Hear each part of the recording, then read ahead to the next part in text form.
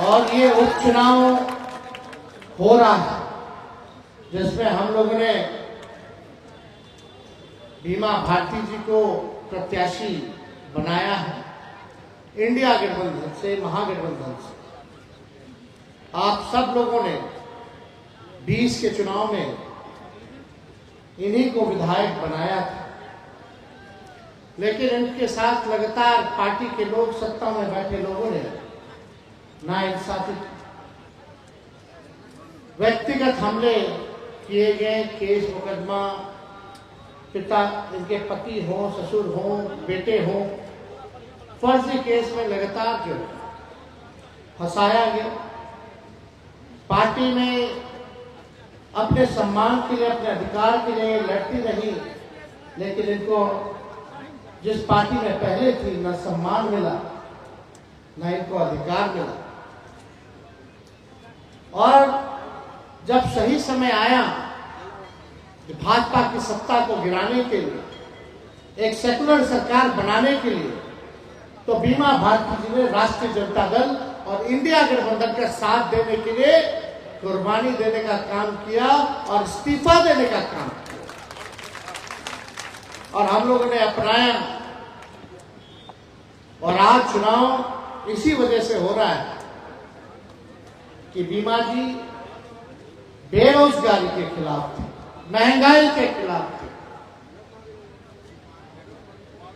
आप देखिएगा जिस हिसाब से बेरोजगारी, महंगाई और जो लोग संविधान को, लोकतंत्र को खत्म करना चाहते थे, जो लोग आरक्षण विरोधी लोग हैं, बीमा भारती जी उनके खिलाफ अपने दल में भी, पूर्व में जिस दल में थी, और इस बात को लेकर के लड़ती रही।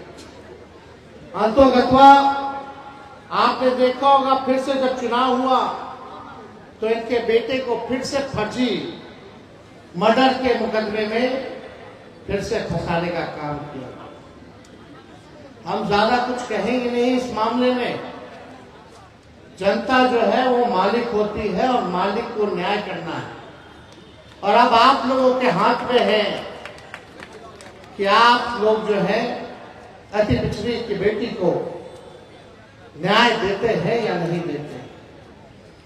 इस चुनाव से कोई सरकार गिरने और बनने वाली नहीं है, लेकिन एक तमाचा वैसे सरकार पर लगेगा जिस सरकार ने बेरोजगारी बढ़ाने का काम किया, जिस सरकार ने महंगाई और गरीबी बढ़ाने का काम किया, और जिस सरकार ने आरक्षण को खत्म करने का प्रयास किया और देश के संविधान को खत्म करना चाहते हैं। जो सरकार लगातार भ्रष्टाचार कर रही है लेकिन किसी पे कार्रवाई नहीं हो रहा, ये एक संदेश जनता का जाएगा। वैसी सरकार के खिलाफ कि अब बिहार में जनता उसी के साथ है जो बेरोजगारी हटाएगा, जो महंगाई हटाएगा, जो गरीबी हटाएगा, जो कारखाना देगा, जो किसानों का आय दुगुना करेगा, जो आरक्षण की सीमा को बढ़ाएगा, जो संविधान और लोकतंत्र को बचाएगा, जो विकास की बात करेगा, जो भाईचारे की बात करेगा। एक संदेश वो भी है। 20 के चुनाव में हम लगभग सरकार बना लिए थे, लेकिन मात्र केवल 5-7 सीट बेईमानी करके हम लोगों को हराया। हम लोगों ने स्वीकार किया और हम लोग विपक्ष में बैठे। हम लोगों की लड़ाई बेरोजगारी के खिलाफ चलती रही, और जब हम 17 महीने उप मुख्यमंत्री बने, भाजपा को जब हम लोगों ने बिहार से बाहर किया और 17 महीने उप मुख्यमंत्री बने, तो 5 लाख लोगों को सरकारी नौकरी हम लोगों ने देने का काम किया पूरे बिहार में। स्वयं सहायता समूह जितनी हैं उनके मानदेय को हम लोगों ने बढ़ाया, दुगुना किया। हम लोगों ने जाति आधारित गणना कराया और उसी जाति आधारित गणना के हिसाब से 75% जो है आरक्षण की सीमा हम लोगों ने बढ़ाया। किन किन लोगों का बढ़ाया हम लोगों ने आरक्षण? उस 17 महीने में अति पिछड़े समाज का, पिछड़े समाज का, आदिवासी समाज का, दलित समाज का, इन लोगों का हम लोगों ने जो है आरक्षण बढ़ाने का काम किया।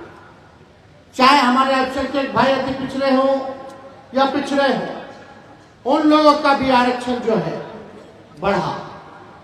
लेकिन जिसका डर था, हम बोल रहे थे बार बार पिछले चुनाव में कि भाई ये सरकार अगर बन जाएगी तो ये लोग आरक्षण को खत्म करना चाहते हैं, संविधान को खत्म करना चाहते। चुनाव खत्म हुआ लोकसभा का, जो हम लोगों ने 75% आरक्षण की सीमा बढ़ाई थी, उसको भाजपा के लोगों ने कोर्ट में जाकर के रुकवाने का काम किया। अब जो भी बहाली निकलेगी, कहीं भी सरकारी कॉलेज में आप जाओगे, पिछड़ा समाज के लोग, अति पिछड़ा समाज के लोग, आदिवासी या दलित भाई,